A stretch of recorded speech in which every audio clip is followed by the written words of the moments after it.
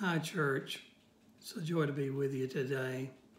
Today we're going to work out of 1 Samuel 25, and we get some life lessons out of this.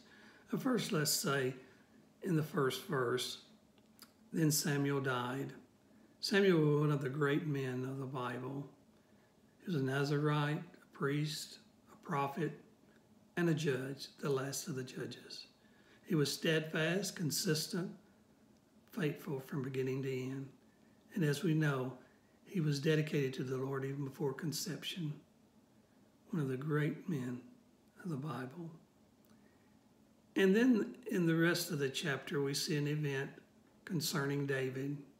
And we see back over in chapter 22 and 23 where when David started to do something, move his men or go to a certain city or do a certain thing, he would inquire of the Lord. And in one of the cities, he inquired whether Saul would come there. And God told him yes. And he says, will the men of this city turn me over to Saul? And God said yes. So David left that city. And it just tells us that many times we don't inquire of God. In fact, we just almost don't. We wait till we into a situation, we pray for God to deliver us. But he did ask in God that otherwise history would have been changed. If he had stayed there, God would have probably had to deliver him some other way. They'd have turned him over to Saul. Here, he doesn't ask God. Here, he doesn't inquire. There's no indication that he did. He sent to find favor with Nabal, a Carmelite, who was rich. He had a wife named Abigail. And this man was harsh, surly, and very rude. And he embarrassed the men of David. He sent 10 young men, and they returned.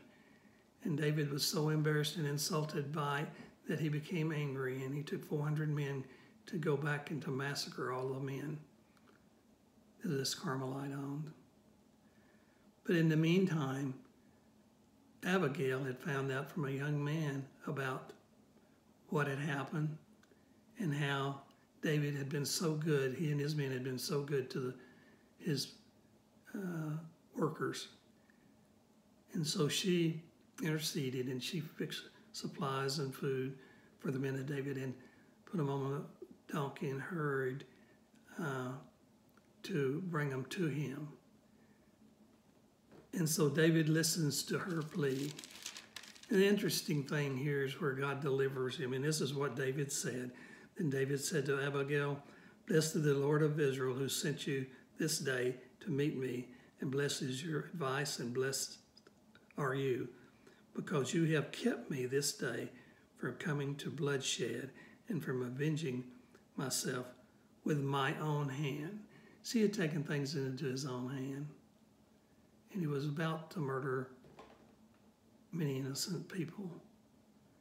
So this is a life lesson for us to inquire of God when we do things.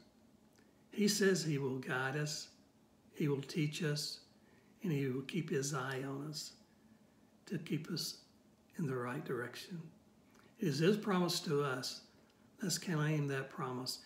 And it says, as he says in Romans 12:2, be not conformed to this world, but what? Be transformed.